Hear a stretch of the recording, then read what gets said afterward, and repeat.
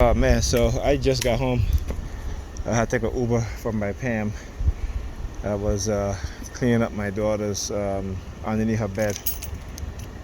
There was so much shit under there. It was unbelievable. I mean, it was disgusting. And so, it took me some hours because my back was killing me. My back just hurt me like a bitch. So I took an Uber, and the police blocked off Union Street. So I was like, I was gonna take up my camera and film it, but I was like, you know what? Let me not. So it is minutes to 3 in the morning. I get home. Oh, here he goes. Here he goes. You know what's interesting? This guy, as I got out the Uber, look, he's walking up right there. As I got out the Uber, he comes out of this building. Apparently, they must have been waiting for me to get home because he was taking out garbage, and instead of going into the building that he lives in, he waits until I get into my building, open the door. He comes in front of me, and he he's gay, of course. They always like to do the gay theme bullshit. All right. Oh, so now he's taking garbage out in the other building, on his building. You see what I'm saying? These people, they're full of their tricks, man. They're full of their tricks. So anyway, he comes out, goes back. So he follows me in my building. He goes through. There's a side door. He goes through the side door, goes into his building. Now look at him. He's talking to somebody in that apartment building right there. So that's to let you know that these guys, how they work in tandem with one another, how they know, because he could have had whoever buzz him in, but he walks in front of me. He's staring at my apartment door, okay, as he goes down to the side to get out the side door. So let's see, he's walking by. Let's see if we can get a picture of him on video. So and I was going to go inside. I was like, you know what? Let me come out here and just do a video. Look, he's waiting. Look. He's waiting around. He's waiting around. I guess he wants to see if I'm going to go and film the police over there on Troy. But I'm not doing all of that. My back is killing me, and I'm not walking all the way back there. But I kind of wanted to do this video before I go outside. And sure enough, as I come outside, he comes outside, back outside, okay? And he's talking to somebody through the window over here. So that let me know that he didn't have to follow me in. He could have just went into his building, buzzed the door, what have you, because obviously he's talking to somebody in there. So they're up. But he follows me into my building and staring at my apartment door, okay? Which is, again, the ridiculous shit that they do, right? They will always get these people, doesn't matter what time of night it is, to come out and target you, right? So look, he's walking back and forth over there. All right, he's just like walking back and forth over there. So anyway, when I was by Pam and I was cleaning underneath Alyssa's bed, I mean, there was so much stuff underneath there, man. I mean, when I got here earlier Sunday, like around 2 o'clock or so, and she missed me, so I wanted to see her and play some games with her, which I did.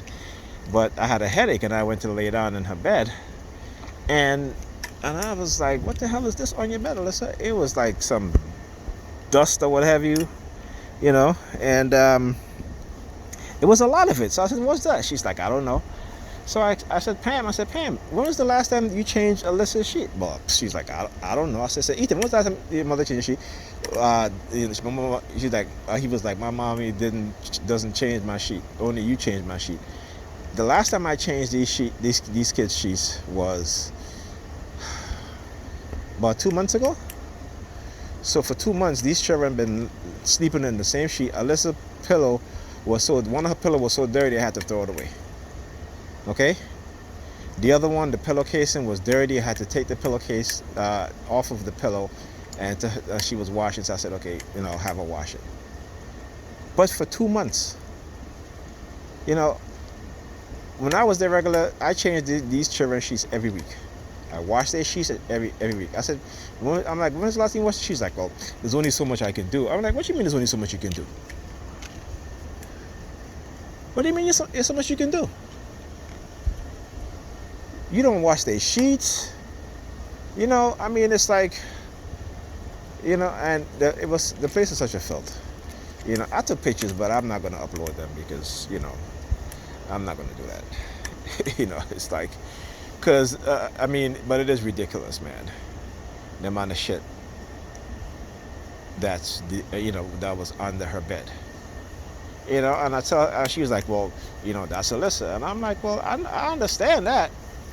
But I'm doing this video so you guys can understand and see what's going on.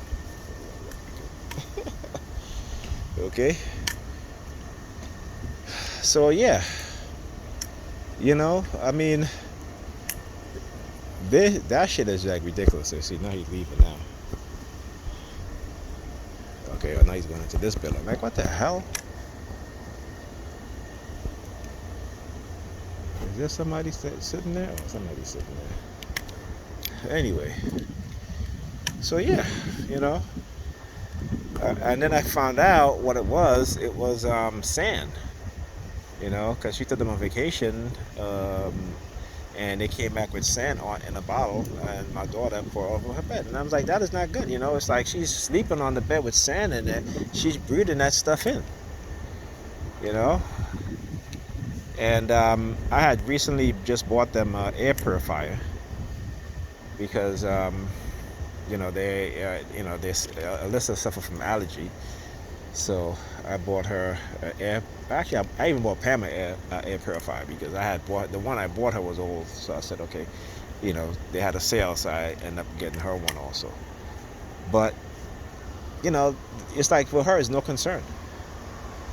And I just couldn't be there. And after seeing underneath her bed, I couldn't leave.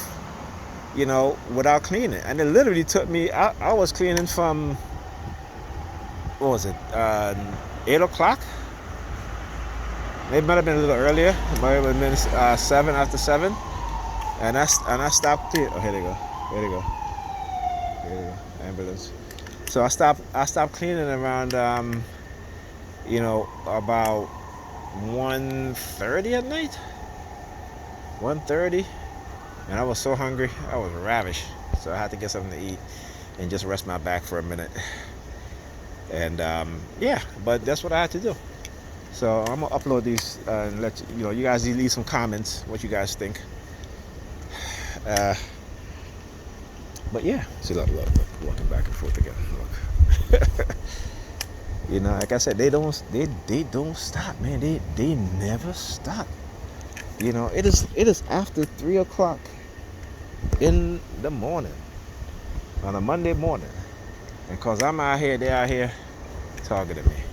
Now look at this guy across the street, all the way over there by the car. Another one.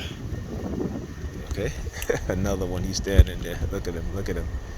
Yeah. Now he's walking away because he see me point the phone towards him. He's walking away now. But now he's going back in. Look at it. See? Look.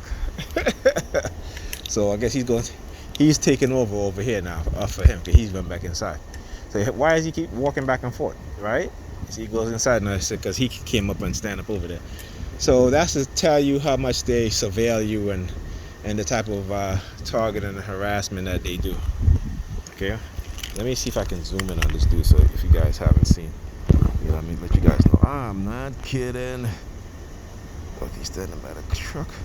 There he is, right there. I'll zoom out a little bit.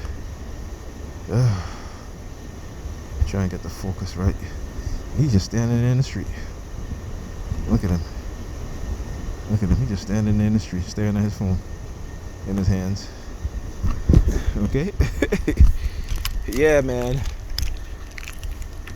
So another thing too is that YouTube, they've been very active in trying to prevent me from uploading videos YouTube took down one of my videos because they said it went against their community standard. And again, I don't post a video on there that's, you guys see my videos.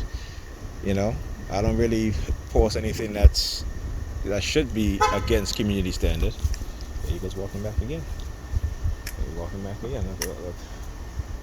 Walking back again. See?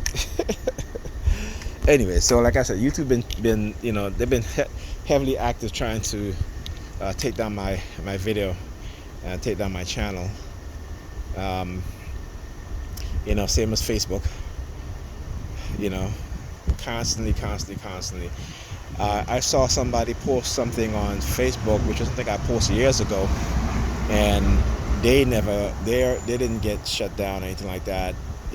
So hey.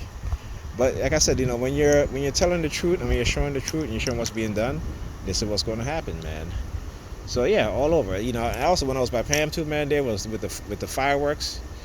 It was ridiculous. It was like from they started like around, I would say, a little after 4, and went all the way through up until I was ready to leave. I was going to leave at 1:30. But then I was still cleaning, and so when 1:30 came and I didn't leave, they started with the firecrackers, So yeah, just like I said, I haven't posted a video in a few days because I've been trying to take it easy, trying to shift my focus. Also read about this case in Baltimore, where the police was surveilling people using airplanes, these single engine planes. Same thing they do here with me, always these planes flying by, even helicopters. Okay, so I hope one of these civil liberties groups take the NYPD to court. Look at that, man. Look, it's after 3 in the morning. It's like the amount of activity tonight with people walking back and forth. Look, he's still standing out there in the street. You know what I'm saying? That is still standing out there in the street. Here's another one. Here's another one coming. Here's another one over here. Look. He grabbing his crotch, walking back and forth, grabbing his crotch. You know what I'm saying? So yeah, they don't stop. Oh, is that him right here? Yeah, man, they don't stop. Cause I'm out here now. He was grabbing his crotch. But yeah, so the federal courts said that what the Baltimore Police Department was doing was illegal, and that they're spying on people, so it was illegal. Yeah, okay. Tell you, they don't stop. They don't stop. Yep. So the federal courts ruled that what they're doing was illegal. Okay. So again, we know what's going on. But yeah. Another thing too, even he started he grabbing his crotch. It reminded me tonight, because even Pam, she'll walk past me and she looked down at my crotch. But what they've done is that they've trained her how to target me in a very subtle way that's not so obvious. You know what I'm saying? She'll do it as soon as she's about to walk past me, just enough so that I can see. You know what I'm saying? But she's walking away. Okay? So it's not like she's walking towards me doing it. She's actually walking away doing it, So, and then she doesn't do it as often. So, like I said, I understand what they do. I know their tactics. I know their tactics very well. But I wasn't bothering with her because, like I said, I just couldn't believe that she would,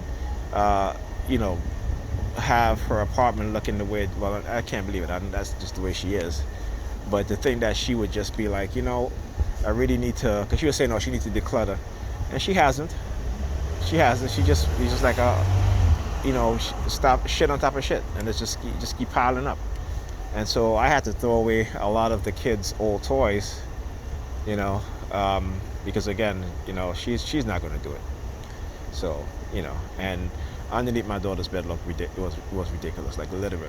I mean, I had to clean containers, literally clean it using using Awesome, which is a great product, by the way. You can get it at usually get it from the Dollar Tree, and it's a great cleaning product. So literally on my hands and knees, sweeping underneath her bed. It was so bad. It was really, really bad. And I had to talk to her. I said, listen, I know you're 7 years old, but come on, this is ridiculous. And I had to tell Pam, I said, Pam, you should at least once a week check underneath her bed, okay?